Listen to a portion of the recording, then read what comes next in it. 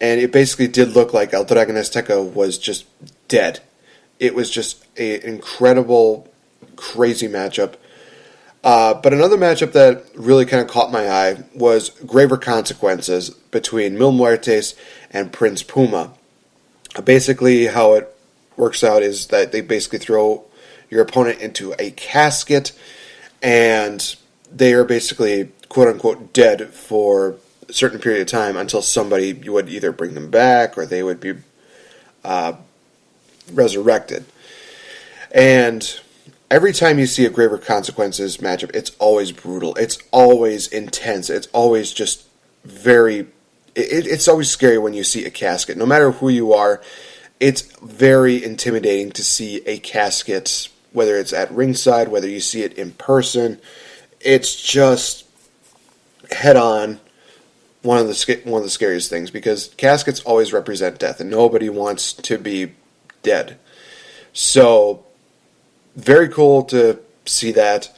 Very interested in seeing how things go. I'm looking forward to seeing another Graver Consequences match, basically. So, I guess I got quite a bit more time.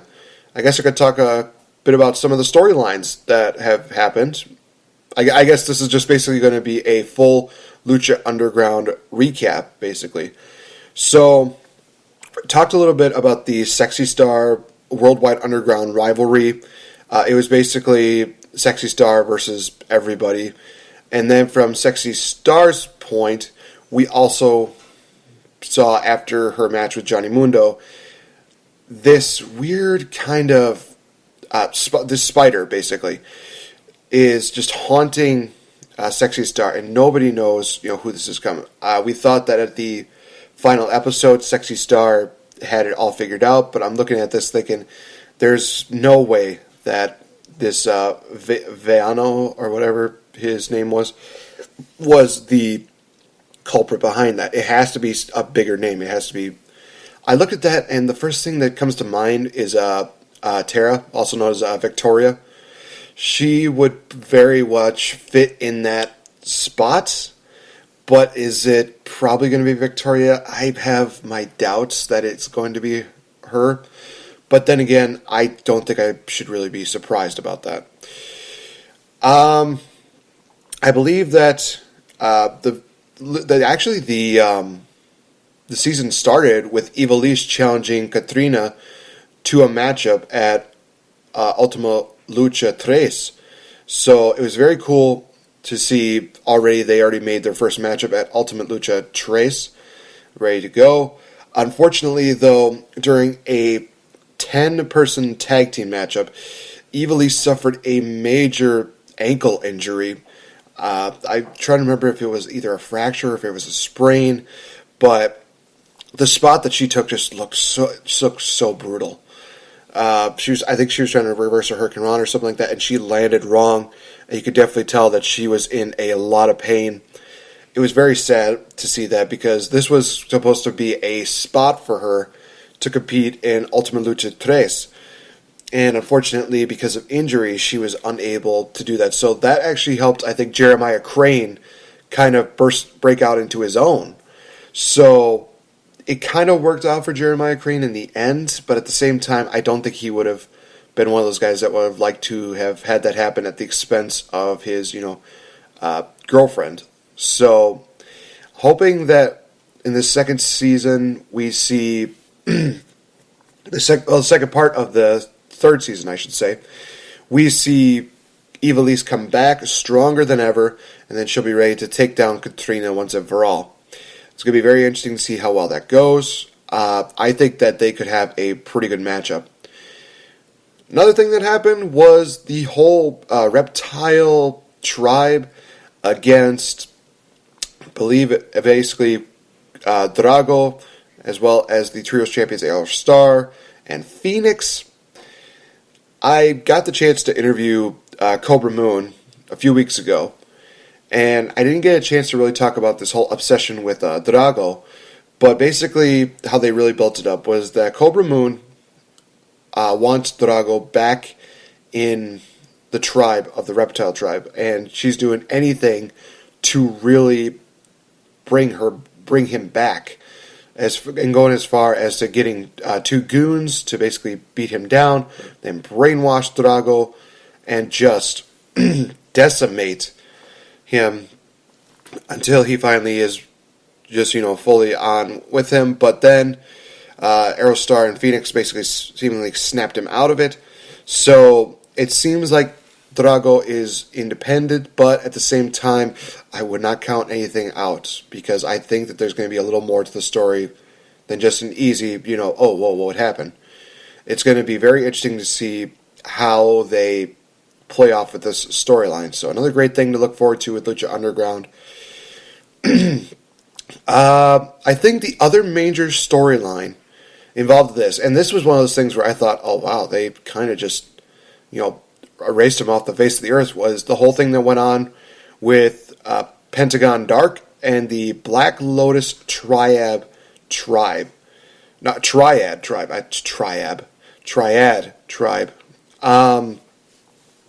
This was a very interesting storyline, because basically what happened in Season 2 was Black Lotus got her arm basically broken by Pentagon Dark. So Black Lotus says, I'm going to be coming back to the temple, but I am bringing the Triads. And as soon as I heard the name Triads, I'm like, oh boy, this is going to be insane. And they definitely made their presence known at Aztec Warfare 3, in which we saw basically Pentagon Dark just get demolished by kicks and slams and blah blah blah, and even a Canadian destroyer, people know it as the Flip Pile Driver. It looked just sickening, and this also evolved into a basic gauntlet match between Pentagon Dark and the Triads, in which basically Pentagon Dark had to face all of the members, and it's not one of those things where if he got beat, the match would stop. No, he had to go through every single one of them, win or lose. So we got a couple of great matches out of that, and it just was brutal. The ending saw Black Lotus get her revenge on Pentagon Dark, breaking the arm, but then also El Dragon Azteca Jr. came in and broke his other arm. So that took out Pentagon Dark for the remainder of this part of the season. So I'm very interested to seeing what else they do with Pentagon Dark, because right now I would assume that he's probably still going to be recovering. So when the mid-season continues, we may see something more. Maybe he's going to be more brutal. Maybe he's going to be more technical. Who knows? I think it's going to be very interesting to see what happens. But his mentor, basically, Vampiro, seems to be more interested in his new protege, that being Prince Puma. Prince Puma wanted to face off against Mil Muertes, and we see Vampiro kind of get in his ear saying, hey, you remember what happened between Mil Muertes and your friend Conan? You remember how he basically killed him off? And that kind of lit a fire under Prince Puma, but he said, I am not going to be, somebody who follows you. I'm not going to be one of those guys who, calls you master.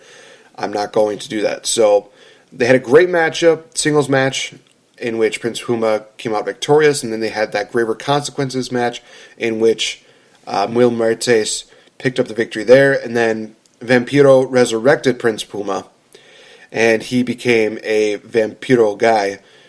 And it just really gets very interesting, because about a few weeks ago, Mil Muertes beat down Vampiro, and Prince Puma was coming to help, but Vampiro said, stop, let this happen, just let it happen.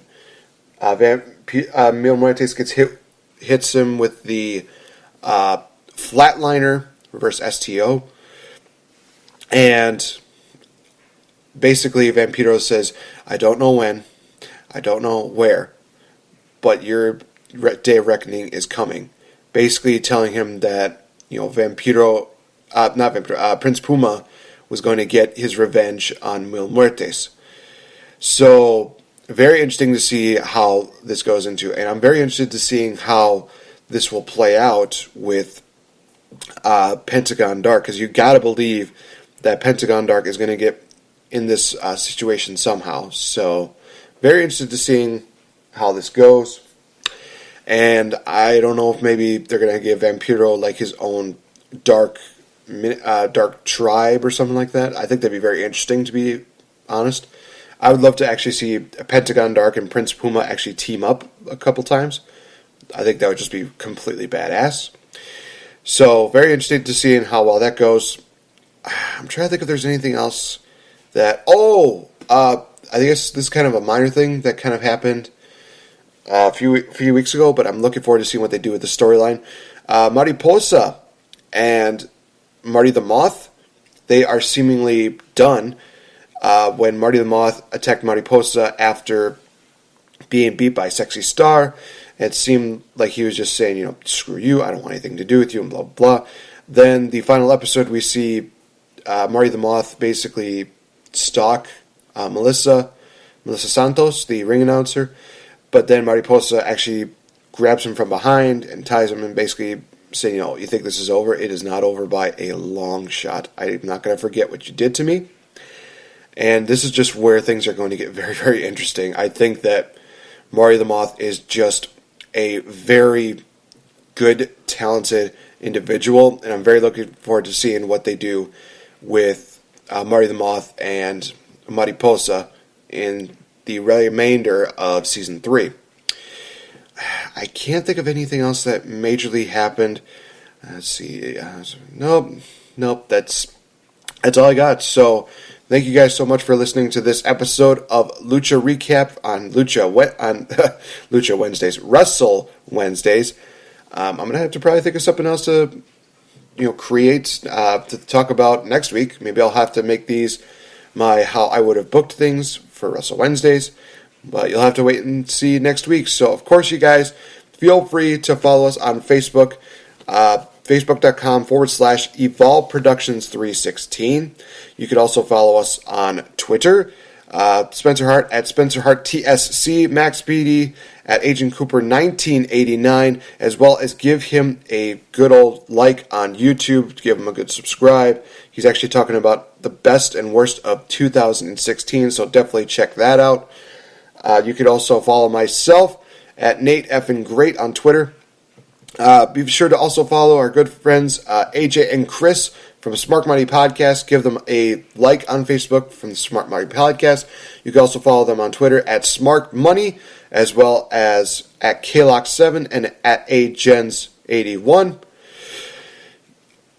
You could also follow my good co-host Victory Bell. Give her a follow on Twitter at VictoryClark04. You could also give her a like on Facebook, Victory Bell. Go to her website and check out all of her amazing things as far as events, photos, you name it. VictoryBell.com. You can also check her out on the Dedersons. They are continuing Season 2, which is looking very promising. I can guarantee you that.